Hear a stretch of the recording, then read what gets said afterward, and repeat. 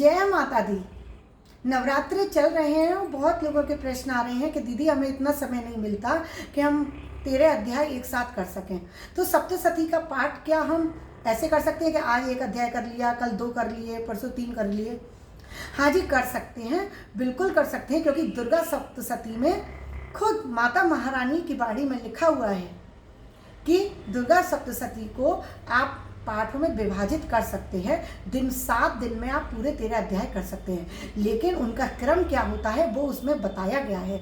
दुर्गा सप्तशती की पुस्तक में ही बताया गया है, ये मैं नहीं बता रही। तो वो क्या विधि है आप उसको नोट कर लीजिए और उसी क्रम के अनुसार फिर उन पाठों को कीजिए, जिससे आपके पूरे 13 अध्याय भी हो जाएंगे और आपको माता की कृपा भी प्राप्त होगी और समय भी ज़्यादा नहीं लगेगा। तो सबसे पहले कवच, अर्गला, कीलक ये प्रतिदिन कर लेना चाहिए। अगर आपसे इतना भी समय नहीं है तो केवल कवच आप जरूर करिए। कवच और अर्गला भी कर लीजिए, क्योंकि अर्गला में माता की प्रशंसा की गई है, स्तुति की गई है। कवच हमारी रक्षा करता है और अर्गला में माता की स्तुति की गई है। तो कवच अर्गला कर लीजिए। उसके बाद फिर पाठ की क्या विधि रहेगी वो मैं आपको बताती हूँ। प्रथम दिन हमें करना चाहिए पहला अध्याय। नोट कर लीजिए, धीरे धीरे बताऊंगी। पहले दिन यानी कि पड़वा वाले दिन हमें करना चाहिए पहला अध्याय। दूसरे दिन किया जाता है द्वितीया को दूसरा और तीसरा अध्याय।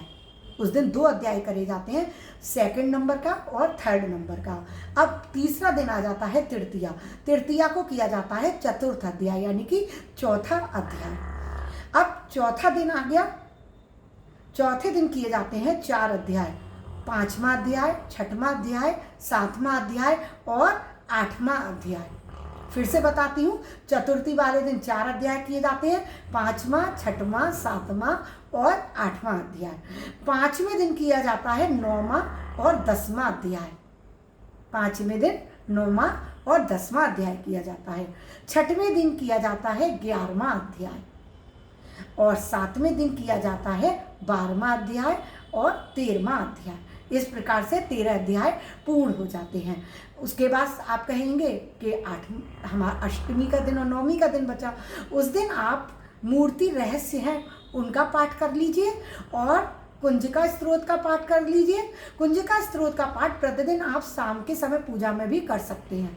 आप सुबह के समय ये वाले पाठ कर लीजिए। इस प्रधान से कुंजिका स्तोत्र का, जैसे कि मैंने बताया है, बहुत ही महिमा है। आप कोई भी पूजा नहीं कर पा रहे हैं और सिद्ध कुंजिका स्तोत्र का पाठ करते हैं तो माता आपसे बहुत प्रसन्न होती है। तो सिद्ध कुंजिका स्तोत्र का पाठ तो आप प्रतिदिन शाम की पूजा में भी करना चाहें तो कर सकते हैं। और उसके बाद जब आपके 7 दिन के पाठ पूरे हो जाएं तो अष्टमी और नवमी को भी आप कर सकते हैं और इसको आप कंटिन्यू भी रख सकते हैं। आप कंटिन्यू रखेंगे ना हमेशा, तो आप देखेंगे आपके जीवन में खुशियों के भंडार पड़ जाएंगे।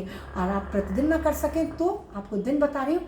अष्टमी का दिन, महीने में जो अष्टमी आती है कृष्ण पक्ष की और शुक्ल पक्ष की, अष्टमी और नवमी और चतुर्थी और पूर्णिमा, इनको 4 दिन आप जरूर कीजिए इनका पाठ। आपके जीवन में खुशियाँ ही खुशियाँ आएंगी। आपकी जो भी समस्याएं हैं ना वो सारी माता रानी दूर कर देंगी। कुछ नहीं होता ज्योतिषों के पास चक्कर लगाने से, महंगी महंगी फीस देने से।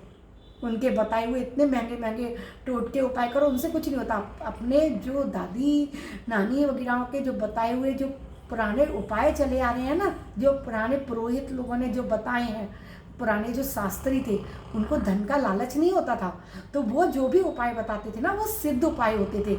आजकल जो उपाय बताए जाते हैं ना उनमें खुद भी बहुत मोटी रकम लेते हैं और खर्चा भी बहुत करवाते हैं। धन वास्तु ठीक करने के नाम पर, इसके नाम पर, उसके नाम पर बहुत। अब मैं बोलूँगी नहीं उस चीज़ों के बारे में, क्योंकि वो फिर हमारा, एक तो हम आर्थिक रूप से वैसे ही परेशान, ऊपर से इन लोगों के यदि हम चक्कर में पड़ जाते हैं तो बहुत हानि होती है।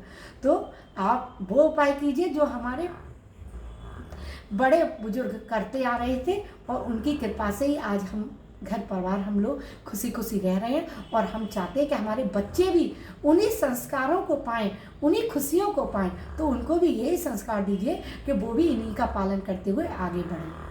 अभी के लिए विदा लेती हूँ। आपको मेरी वीडियो अच्छी लगी हो तो मेरे चैनल पर बने रहिएगा और मेरे चैनल को अभी तक आपने लाइक और सब्सक्राइब ना किया हो तो प्लीज़ प्लीज़ प्लीज़ ज़रूर कर दीजिएगा। राधे राधे।